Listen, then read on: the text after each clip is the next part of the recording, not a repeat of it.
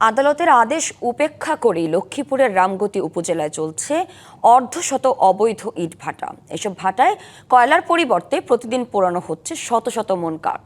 তাতে একদিকে যেমন পরিবেশ দূষণ বাড়ছে, তেমনি নানা অসুখে আক্রান্ত হচ্ছে বাসিন্দারা।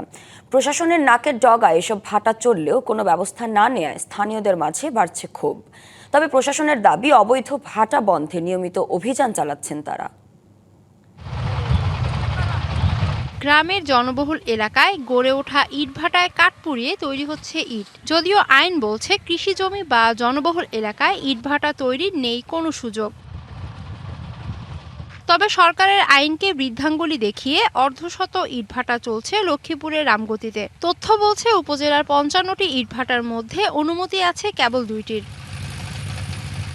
নিয়মনীতির কোনো তোয়াক্কা না করে গড়ে তোলা এসব ভাটার কালো ধোঁয়ার কারণে কাশি, শ্বাসকষ্ট ও চর্মরোগে আক্রান্ত হচ্ছেন স্থানীয়রা। ক্ষতিগ্রস্ত আশেপাশের ফসলি জমি, কমছে কৃষি উৎপাদন। ব্রিক ফিলের কারণে আমাদের বাচ্চাগুলোর ক্ষতি হইতেছে, বাচ্চাগুলোর শ্বাসকষ্ট হইতেছে, বাচ্চাগুলোর স্কুলে পাঠাইতে পারছি না। সারাদিন জ্বর, সর্দি, কাশ লাগিয়ে থাকে। এই বিরকুলের দুমাজে কিছু ধরে না বিরকুলের কারণে। আমরা চাই এই বিরকুল বন্ধ হওয়ার যে। ভাটার মালিকদের বিরুদ্ধে আছে জমি দখলের অভিযোগও। বাধা দিতে গেলে মামলা দিয়ে করা হচ্ছে হয়রানি। নগদ নিয়ে এলো হার না মানা হার অফার। সর্বনিম্ন 10,000 টাকা রেমিটেন্স নগদে পাঠালে থাকছে স্বর্ণের হার জেতার সুযোগ।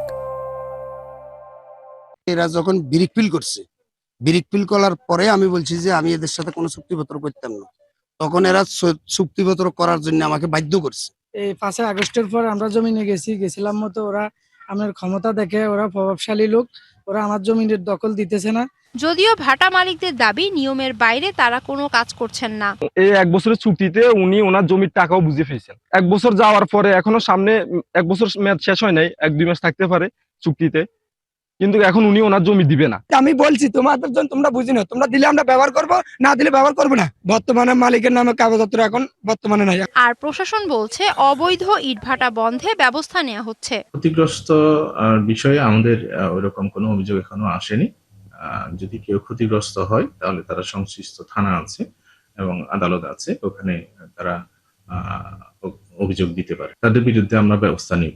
ইটভাটা অবৈধ হলে সেগুলো আমরা প্রয়োজনীয় আইনানুগ ব্যবস্থা গ্রহণ করব। পরিবেশের জন্য হুমকি স্বরূপ এসব ভাটা বন্ধে দ্রুত কার্যকর পদক্ষেপ নেওয়া হবে, এমন প্রত্যাশা স্থানীয়দের।